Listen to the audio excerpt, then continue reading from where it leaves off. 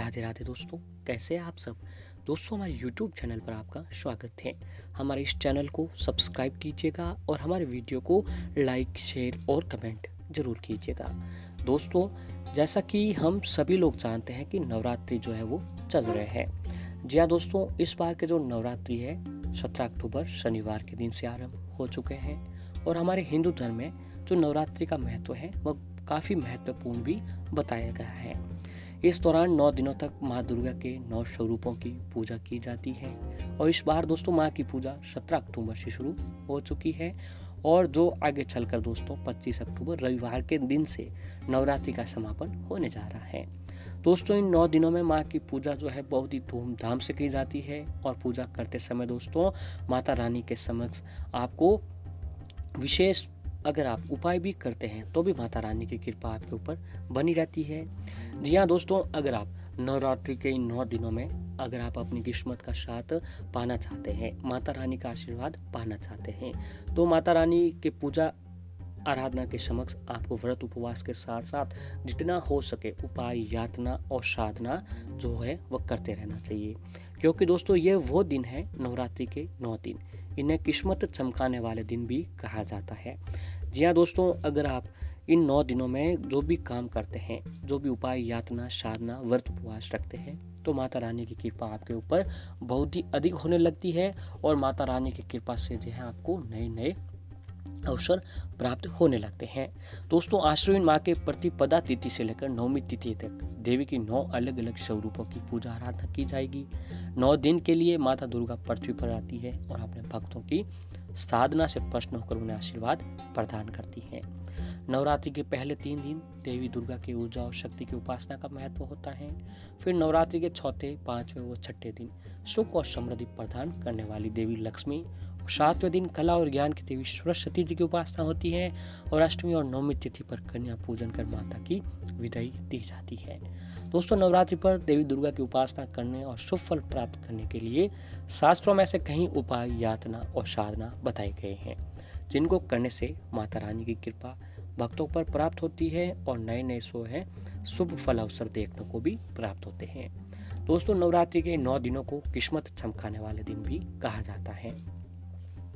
दोस्तों, मान्यता है कि नवरात्रि के दिनों में माँ के दर्शन और पूजन से विशेष फल प्राप्त होता है और इस समय मंदिर में जाकर देवी माँ के दर्शन करने से जीवन में सफलता मिलती है, सुख समृद्धि की प्राप्ति होती है और जो है दोस्तों इस मौके पर अगर आप माता रानी की कृपा प्राप्त करना चाहते हैं तो आपको जितना हो सके आपको दोस्तों व्रत, उपाय, यातना और साधना जो है करते रहना चाहिए, क्योंकि दोस्तों ये जो दिन है इन दिनों को किस्मत चमकाने वाला दिन भी कहा जाता है। इन दिनों में हम जो भी काम करते हैं इससे दोस्तों हमारी किस्मत पर बहुत ही प्रभाव पड़ता है और जो है हमारी किस्मत का हमें साथ जो है मिलने लग जाता है। तो दोस्तों, ऐसे ही नवरात्रि जो है बहुत ही जल्द खत्म होने वाली है और इसी के साथ जो है नवरात्रि 24 अक्टूबर शनिवार के दिन जो है नवरात्रि का 8वां दिन है, यानी दोस्तों इस दिन जो है दुर्गा अष्टमी मनाई जाएगी। जी हाँ दोस्तों, नवरात्रि के 8वां दिन है। दुर्गा अष्टमी के दिन देवी महागौरी की उपासना की जाती है, यानी दोस्तों माँ दुर्गा के 8वें स्वरूप महागौरी की उपासना जो है इस बार 24 अक्टूबर शनिवार के दिन की जाएगी। कहा जाता है कि देवी का ये स्वरूप अत्यंत ही शांत है। महागौरी को सफेद रंग के वस्त्र धारण करती है। इनका जो वाहन है वृषभ है। माता रानी की दोस्तों 4 भुजाएं हैं। इनके दाहिने हाथ में त्रिशूल है और अभय मुद्रा में है और जबकि बायां हाथ वर मुद्रा और डमरू लिए हुए हैं। जिन लोगों को शांति की चाहत होती है उन्हें महागौरी की उपासना जो है वो जरूर करनी चाहिए।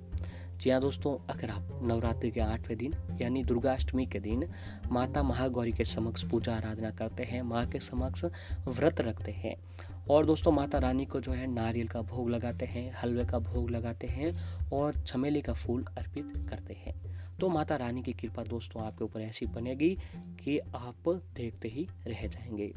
जी हाँ दोस्तों, अगर आप पूजा आराधना के साथ साथ जो है माता रानी के समक्ष कुछ लौंग से जुड़े उपाय भी करते हैं तो भी दोस्तों माता रानी की कृपा आपके ऊपर ऐसी होगी कि आपके जीवन में कभी भी कोई परेशानी जो है आपके ऊपर नहीं आने वाली है।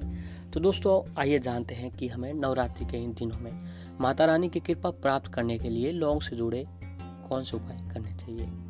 तो दोस्तों सबसे पहले आपको बता दें कि नवरात्रि के 9 दिनों में कुछ किए जाने वाले उपायों में जो आप लौंग इस्तेमाल करने हैं वो एकदम सीध साबुत होनी चाहिए, यानी कहीं से टूटी हुई नहीं होनी चाहिए, खंडित नहीं होनी चाहिए। ज्योतिष शास्त्र के अनुसार दोस्तों अगर आपकी आर्थिक स्थिति आप अच्छी करने चाहते हैं तो नवरात्रि के अष्टमी के दिन आपको रोज शाम के समय जलते हुए कपूर में 2 लौंग डालकर माँ दुर्गा की आरती करें और महागौरी जी की आरती करें।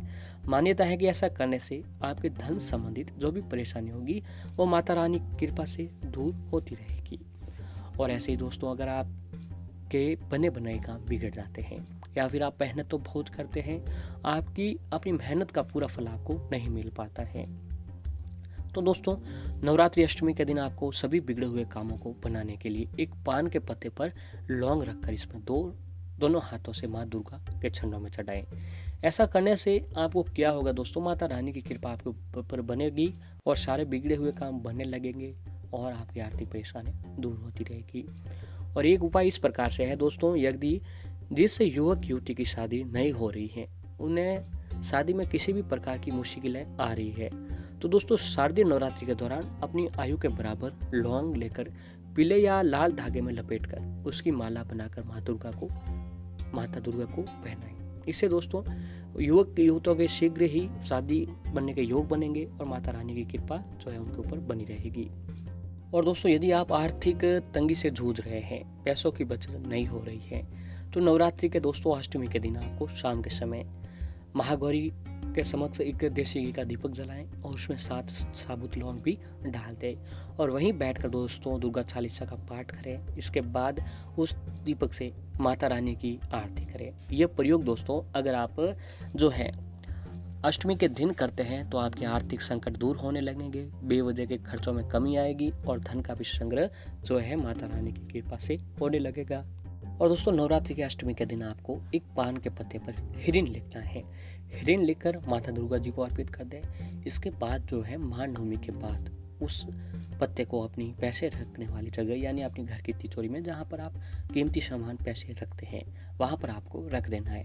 इस उपाय को करने से दोस्तों दरिद्रता और घोर आर्थिक तंगी से भी आपको माता रानी की कृपा से छुटकारा मिलने लग जाएगा। और दोस्तों धन संबंधित कोई भी परेशानी आ रही हो तो नवरात्रि में एक पान के पत्ते पर गुलाब की पंखुड़ियाँ रखकर माँ दुर्गा को अर्पित करें। इससे धन के आगमन में सरलता आएगी और माता रानी की कृपा जो है आपके ऊपर बनी रहेगी। अगर दोस्तों आपकी कोई ख्वाहिश है यानी जो कोई आपकी इच्छा है वो पूरी नहीं हो रही है और आप उसे पूरा करना चाह रहे हैं तो ये उपाय आपके लिए दोस्तों बहुत ही कारगर साबित होगा। तो इसके लिए दोस्तों आपको नवरात्रि पर अष्टमी के दिन पान के पत्ते पर 2 लौंग रखकर दोनों हाथों से किसी भी जल में प्रभावित कर दें। जितनी भी पुरानी इच्छा होगी दोस्तों वह माता रानी की कृपा से आपको जल्द पूरी होने लगेगी। और दोस्तों अगर आप नौकरी कर रहे हैं, नौकरी में प्रमोशन नहीं हो पा रहा है या फिर आपका कोई व्यापार है उसमें बढ़ोतरी नहीं हो रही है तो नवरात्रि में ये उपाय जरूर करें। पान के पत्ते के दोनों तरफ एक सरसों का तेल लगाएं और इसे माँ दुर्गा को अर्पित कर दें। इसके बाद पान के पत्ते को अपने सिर के पास रखकर सो जाएं। अगले दिन सुबह उठकर पान के पत्ते को किसी दुर्गा मंदिर के पीछे रखकर आ जाएं। सभी बाधाएं दूर होगी और कार्य में भी प्रगति आने लगेगी। और दोस्तों अगर व्यापार में सफलता प्राप्त करना चाहते हैं, आर्थिक परेशानियां दूर करना चाहते हैं तो नवरात्रि में दोस्तों अष्टमी के दिन आपको पान का बीड़ा माँ दुर्गा के मंदिर में जाकर चढ़ाएं। इससे आपको व्यापार में जरूर भी लाभ होगा और माता रानी की कृपा आपके ऊपर बनी रहेगी। और दोस्तों घर परिवार में मतभेद रहते हैं और घर में नकारात्मक ऊर्जा का वास है तो नवरात्र में पान के पत्ते पर केसर रखकर माँ दुर्गा स्रोत या दुर्गा जी की नामावली का पाठ करें।